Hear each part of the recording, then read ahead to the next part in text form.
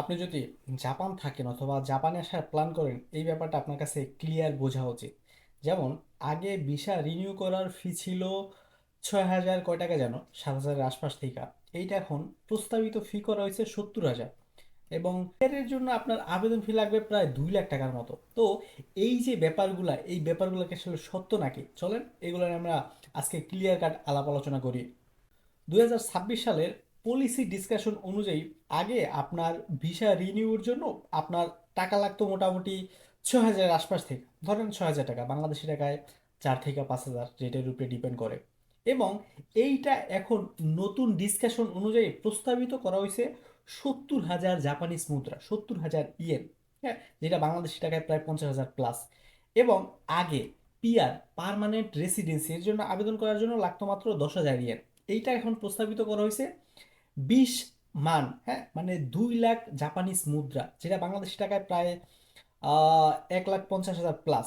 এইটা আগে ছিল যেখানে 10,000, এইখানে এটা করতে চাইতেছে এখন 2 লাখ, মানে 20 গুণ বাড়ছে। তো এইটার মূল কারণ কি? তো সরকার এই যে কাহিনী করতেছে, আমরা যারা কয়েকদিন যাবত থাকতেছি, হ্যাঁ, অথবা লং টাইম প্ল্যান করতেছি, এদের কাছে কিন্তু খুব একটা স্ট্রেসফুল লাগতেছে। তো এইটার কারণ কি? আজকে জায়গায় সরকার কয়েকটা জিনিস উল্লেখ করছে, যেমন ইমিগ্রেশন প্রসেসিং কস্ট আগে যেটা ছিল এর থেকে এখন হিউজ পরিমাণে বাড়ছে। যার কারণে এই কস্ট সামাল দেওয়ার জন্য ওদের যদি ইনকাম অথবা এই যে ট্যাক্স ম্যাক্সের জয়ঝামেলার পাশাপাশি বিদেশি যারা আছে এদেরও যদি প্রেশার না দেয়, এটা সামলে ওঠা কঠিন। স্টাফ এবং সেফটি মেনটেনেন্স যে কস্ট আগে ছিল এর থেকে এখন হিউজ পরিমাণে বাড়ছে। এবং ডিজিটাল সিস্টেম যেটা আগে ছিল এটার আরও আপডেট করা দরকার, এই জায়গায় টাকা পয়সার খুবই দরকার।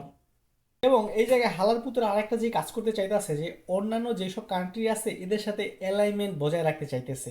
কারণ ইউএস, ইউকে, এই হালাল পুতরা যেই সব দেশের পাচাটে, এদের ইমিগ্রেশন কস্ট অথবা এই যে পিআর বা ভিসা রিনিউর কস্ট কিন্তু আগের থেকে বেশি ছিল। ওদের সাথে কম্পেয়ার করলে জাপান কিন্তু এতদিন পর্যন্ত কমই ছিল। তাই এই বন্ধুদের সাথে এরা কোলাকুলি করতে গিয়ে, হাত মিলাতে গিয়ে এই হালাল পুতেরা এই অ্যাকাউন্টগুলো করতে চাইতেছে। তো এই জায়গায় কিন্তু আপনার এই যে প্রসেসিং কস্ট, বংচং, সিস্টেম আপডেট, স্টাফ খরচ যেগুলো বললাম, এগুলার পরেও কিন্তু আমার কাছে মনে হইতাছে এই জায়গায় হিডেন আরও কিছু রিয়েলিটি আছে। যেমন একটা ফিল্টার সিস্টেম চালু করা, যাতে সব ইমিগ্রেন্ট অথবা বিদেশিরা যাতে এর মধ্যে আগ্রহী না হয়।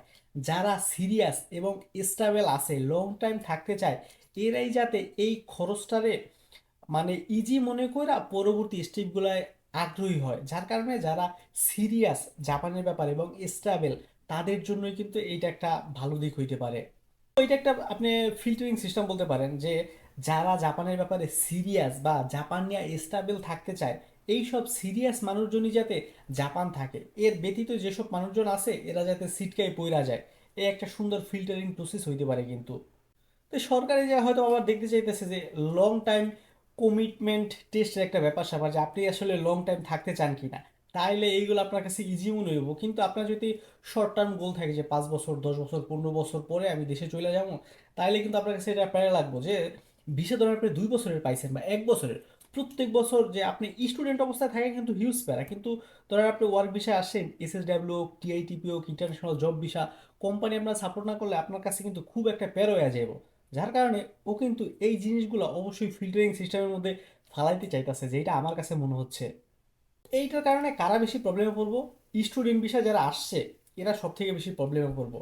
বা টিআইটিপি, এসএসডাব্লিউ ভিসার ক্ষেত্রে অনেক কোম্পানিতে যারা কাজবাজ করতেছে, যারা স্কিলফুল তেমন একটা না, এদের ক্ষেত্রেও কিন্তু বার্ডেন হইব। কারণ স্টুডেন্ট ভিসায় ও পার্ট টাইম জব যদি লিগাল 28 ঘন্টা করে, ওর বড় জোর স্যালারি আসতে পারে 1,20,000 থেকে 1.5 লাখ ইয়েন। হ্যাঁ, টিউশন ফি, থাকা খাওয়া, বংচং, এইগুলা যাওয়ার পরে দেশে পাঠানোর মতো টাকা কিন্তু ওর কাছে থাকা সম্ভব না। এরপরে প্রত্যেক 1 বছর বা 2 বছর পর পর যদি ভিসা রিনিউ করা লাগে, এটা কিন্তু এর কাছে বিশাল একটা স্ট্রেস হয়ে দাঁড়াইব। তো এই বড় খরচটা হুট করে কিন্তু হ্যান্ডেল করতে পারবে না, তখন এই দেশ ছাড়তে বাধ্য হবে।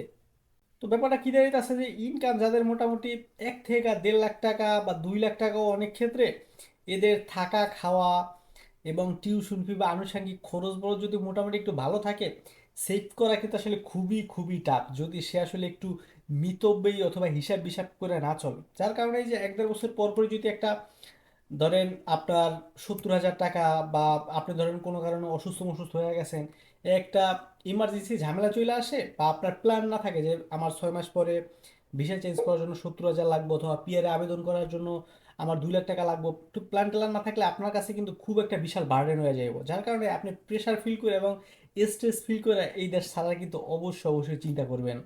তো জাপান, এই যে কানাডা, ইউএস, ইউকে, এদের কিন্তু মানে ফলো করতেছে যে এই সব দেশে আপনার ইমিগ্রেন্ট যারা আছে এদের সার্ভিস কোয়ালিটিও সেই লেভেলের, আবার খরচটাও হাই লেভেলের। কিন্তু ভাই আমরা যে জাপানে থেকে গরিব, আমার যে টাকা নাই, এই জিনিসটা তো সরকারের বোঝা উচিত, কিন্তু এ তো বুঝবো না, কারণ আগে এর দেশ, এরপরে আমি কোন দেশের কোন কাশেম।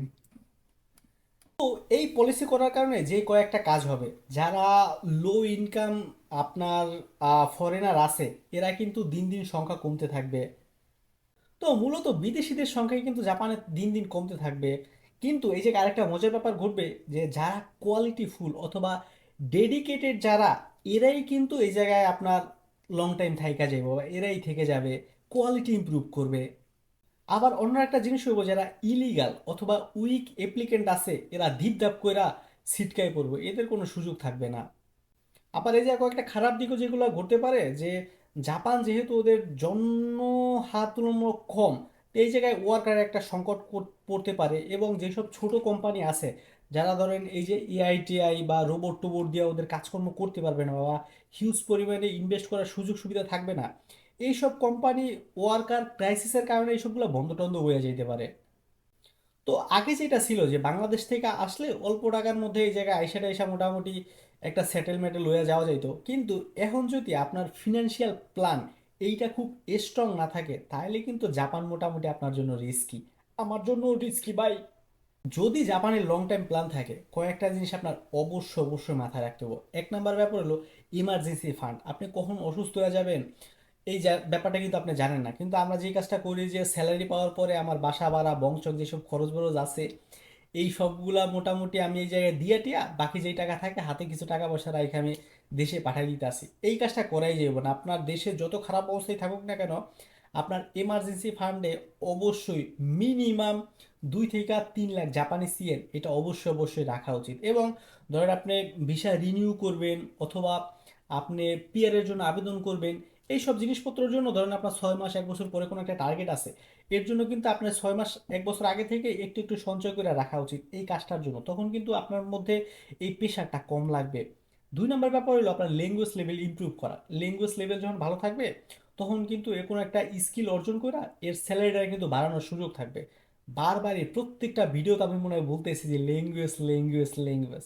তাই ল্যাঙ্গুয়েজ লেভেলটা যারা ইমপ্রুভ করবে, এদের জন্য কিন্তু মোটামুটি বেশ ভালো অপরচুনিটি ওয়েট করতেছে। এবং যারা আইটি ক্ষেত্রে ভালো, হ্যাঁ, এরা আইটি রিলেটেড যেসব স্কিল মিস্কিল আছে এগুলো যদি অর্জন করে, জাপান এদের জন্য স্বর্গরাজ্য হইতে যাইতেছে।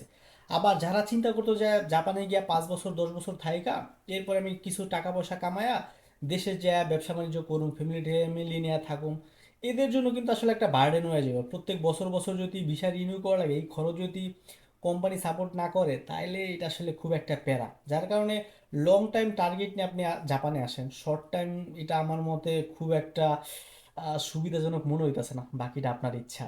এবং অন্য একটা ব্যাপার হলো, যদি আমার পিআরের টার্গেট থাকে, তাহলে কিন্তু আমার এই যে ইনকাম অথবা আমার যে স্যালারি আছে, এইটা কিন্তু স্টেবল করতে হবে, এইটারে খুব খুব স্ট্রং করতে হবে, না হলে কিন্তু আমার কপালে ভোগ আছে।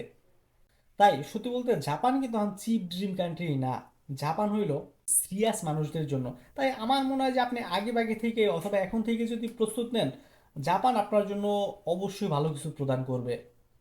এই যে ফি সংক্রান্ত যে কথাবার্তাগুলো বললাম, এই সংক্রান্ত অথবা ফি সংক্রান্ত আপনার যদি কোনো ধরনের মতামত থাকে, আপনি কিন্তু অবশ্যই কমেন্ট বক্সে জানাতে পারেন। এছাড়াও আপনার যদি কোনো ধরনের প্রশ্ন অথবা কোনো ধরনের সাজেশন থাকে, অবশ্যই কমেন্ট করে জানানোর জন্য অনুরোধ রইল। দেখা হচ্ছে পরবর্তী ভিডিওতে। Bye bye.